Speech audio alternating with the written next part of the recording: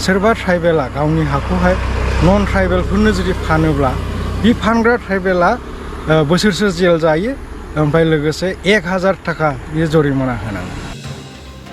Tribal belt and ब्लकनि आथिखाल थासारि आरो बेनि रैखाथिनि सोमोन्दै इउनाइटेड ट्राइबेल अर्गेनाइजेशननि दैदेनगिरि मार्कास बसुमतारिया माखासे खेंफोरथि होयो। लोगोसेनो ट्राइबेल बेल्ट एन्ड ब्लकआव आयेन बेरेखायै हाबनानै थाफैनायफोरखौ एभिक्सन खालामनायनि थाखाय बावैसो सान सिगां गोजौ बिजिरसालिनिफ्राय नटिस हरनायखौ आयेन बेरेखायै थाफैग्रा सुबुंफोरा बेरेखा खालामनानै ट्राइबेल बेल्ट एन्ड ब्लकआव खुंथाय मोननांगौनि गौहाटी बिजिरसालियाव आर'ज खालामो होनना मिथिहोयो। आरो बेनि फाइनेल हियारिंआ 22 सेप्तेम्बराव जानांगौमोनब्लाबो खायसे नागारहायै जाहोननि थाखाय बे डेटखौ फावसायनानै फैगौ 21 नभेम्बरसिम लांनाय जाबाय होनना ओरैबायदि फोरमायो। इउनाइटेड ट्राइबेल अर्गेनाइजेशन अफ आसामनि जानानै गिबिसिनथारावनो गाहाम अनसायनायखौ बावहरग्रोयो। जों बयबो मिथिगौ बावैसोनो जोङो पेपार कागजे इलेक्ट्रनिक मिडियाफ्राव नुदोंमोन जे जायफ्रानाखि बे ट्राइबेल बेल्ट एन्ड ब्लकआवहाय इलिगेलि इनक्रस जानानै जोंनि ट्राइबेलनि हाखौहाय दखल खालामनानै बिसोरो इलिगेलि दङ बिसोरनि सायाव अनारेबल गुवाहाटी हाइकर्टनि अर्डार मथे माखासे इभिक्सन नटिस हरनाय जादोंमोन आरो बे इभिक्सन नटिस मोनखांनाय लोगो लोगो जोंनि बे थासारिया एसे दुंहाव जादों। ओमफ्राय नाथाय हठाथनै दा बियो एसे सिरि जानानै दंथ'यो। बिनि जाहोना जाहैबाय थांनाय 26 तारिख सेप्तेम्बरनि 26 तारिख खालि मोनसे फाइनाल जाजमेन्ट हियारिं दंमोन। बेवहाय जोङो फाइनाल भार्डिक्टखौ मोननो हासिगौमोन।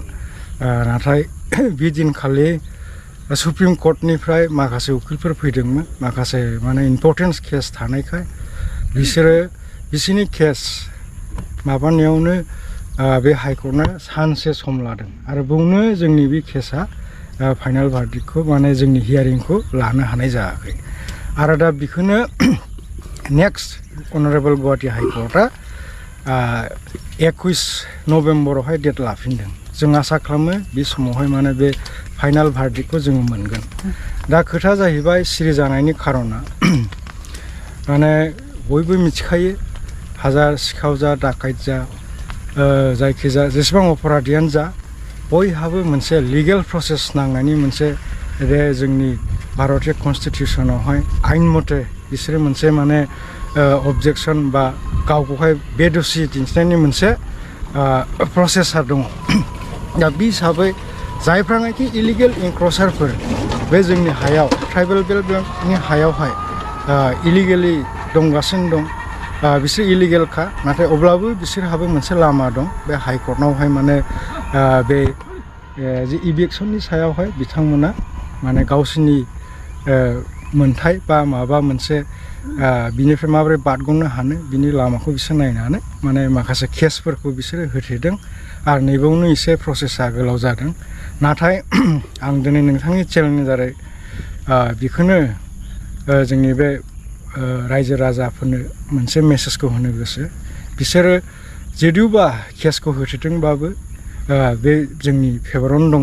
मानोना बिसोरो अलरेडि इलिगेलखा आरो जेरैहाय चेप्टार 10 1886नि नियम मथे जेनाखि Assam regulating act Assam land and regulating act बे मथे माने जोङो जुदि बे माखासे क्लजफोरखौ नायोब्ला जेरावनाखि बेयाव लिरनाय दङ सोरबा ट्राइबेला गावनि हाखौहाय नन ट्राइबेलफोरनो जुदि फानोब्ला बे फानग्रा ट्राइबेला बोसोरसे जेल जायो ओमफ्राय लोगोसे 1000 थाखा बे जरिमाना होनांगौ।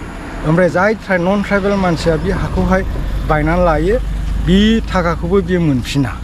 दा एफाग्राब खारा नियम एफाग्राब आइन जोंहा दंसेयावबो दिनैहाय जों बाध्य जानानैहाय 2012 सननिफ्राय प्रदुप कुमार बरा बिथांजों लोगोसे जोङो केसावहाय इनभल्भ जानानै दं आरो दिनैसिम जोंनि सेस्था खालामनायावहाय अनारेबल हाइकर्टआ जोंनो खननै अर्डार होबाय आरो जों आसा खालामदों बे बारावहाय जोङो फाइनाल जाजमेन्टखौ मोनगोन आरो बे फाइनाल जाजमेन्टखौ मोनखांनायनि उनावहाय जोंनि जेनाखि 4 लाख बिगानि खाथि हा जेनाखि जोंनि बे बिटिसि ओनसोलावहाय इलिगेल इनक्रसारफ्रा आवग्रिनानै दं बेखौ जों मुक्त खालामनो हागोन होननानै जों फोथायो।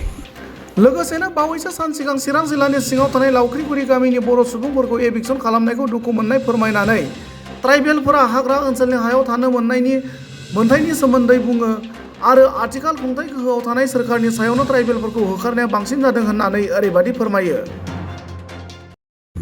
बेयो जोंनि थाखाय जोबोद दुखुनांथाव बाथ्रा। बेल' नङा, जोङो जेरानाखि बे बिजेपि सरकार फैयो बिनिफ्रायनो जों नुबोदों बिसोरो खालि एभिक्सनखौ सोरखौ खालामो थागिबिफोरखौल'। फर एग्जाम्पल गुवाहाटि, बिसोरो बिजेपि सरकार बिश्व शर्मानि सरकार जानाय लोगो लोगो गुवाहाटि नलपारा बिदिनो सिलसाखु ओमफ्राय बेफोरबायदि जोंनि ओरैहाय बिटिसि ओनसोलावबो जोबोद फरेस्ट एरियाफोरनिफ्राय जोंनि मानसिफोरखौनो ट्राइबेलफोरखौनो बिसोरो होखारदों। बेयो जोंनि थाखाय जोबोद दुखुनि बाथ्रा। आरो जोङो सरकारखौ खावलायगोन माने बिसोरो स्पष्टीकरण मोनसेखौ होनांगौ, बबे आयेनजों मा आयेनजोंहाय बिसोरो बिथांमोना बे जोंनि ट्राइबेल मानसि बर' हारिफोरखौहाय बेफोरबायदि बिसोर होखारगासिनो दङ। मानोना इउएनजिप मथे United nations declaration on the right of इन्डिजिनास people मथे जोङो थागिबिफ्रा जेराव थायो बियो जोंनि हा जायो।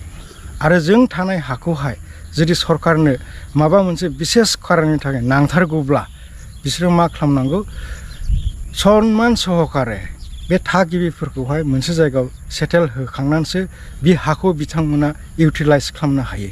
दा बेबायदि लिरनाय दं। आरो लोगोसे जोंनाव आयेनानो दङ फरेस्ट डिवेलार्स एक्ट।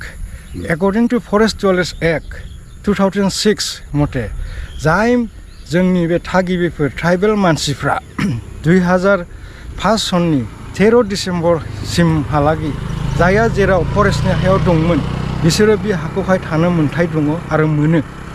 जायहा बे 13 डिसेम्बर 2005 सननि 5 सनसिम दंमोन बेखौहाय खुनु प्रकारै सरकारा बे हाखौहाय बिसोरखौहाय बे हानिफ्राय होखारनायनि खुनु राइट्स गैया। माने बे हाया जोंनि जाखायो। दा बहाय जोंनि माने सोंथिया बेनो सरकारनि सायावहाय, दा बबे आयेनजों मा आयेनजोंहाय बिथांमोना बेबायदि खामानिखौ मावबाय थादों। जों नुबाय बहुद बिदिनो जाबाय। ओमफ्राय आरो दा जों नुनाय मोन्दों ट्राइबेल बेल्ट एन्ड ब्लकनि जायनाखि इलिगेल इनक्रचार बिसोरखौ होखारना मालायनो जोंनि गावनि मानसिखौसो फरेस्ट एरियानिफ्राय बिसोरो होखारगासिनो दं। दा बिसोरो बिथांमोना बिनि क्लियारिफाइखौ जोङो होनांगोन जोंनो, आरो जों बेखौ लुबैयो। आरो जोङो नोंथांनि चेनेलनि दारै डिमान्ड खालामो, रिकुवेस्ट खालामो, खावलायो बेबायदि खामानिखौ जेन बिथांमोना मावा। जुदि नंथारगौयैनो फरेस्ट डिवेलार्स एक्ट मथे बिसोर एभिक्सनखौ खालामोब्ला मानो खालि बर'फोरखौल', मानो खालि ट्राइबेलफोरखौल', नन ट्राइबेलफोर बिसोरनाथ' बे फरेस्ट डिवेलार्स एक्ट मथे बिसोरो 2005 सननि 13 डिसेम्बरहालागै बिसोरो जुदि बबेबा फरेस्ट हायाव दंब्ला बिथांमोना 3 डिकेड्स होनदों। 3 डिकेड्स फरेस्टआवहाय 1 डिकेडखौ 25 बोसोर लायो। दा बिसोरो 75 बोसोर थानायनि प्रुफ हानांगोन, अब्लासो बे हायाव बिसोरो थानायनि अधिकार मोनो नन ट्राइबेल्सफ्रा। दा बिदि समावनो जोङो कुइसन खालामगोन, दिनै बर'खौल' होखारदों, दिनैहाय लाख लाख मानसिया बिसोरो रावबो 75 बोसोर बे हायाव जे बिसोर थाबाय बिनि प्रुफखौ होनो हानाय नङा जों मिथिगौ। दा बिथांमोनखौ बिसोरो मानो दिनै होआ, खालि मानो जोंनि बर'फोरखौल' होयो।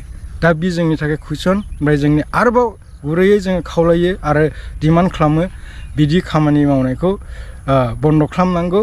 गावनि मानसिखौनो बे गावनि बे बर'लेण्ड ओनसोलावहाय बिदि नासयनायखौहाय जोङो हयथ' जोंल' नङा गोबां दल संगठन आरो बे बर' रायजो राजा सहायनो हानाय नङा।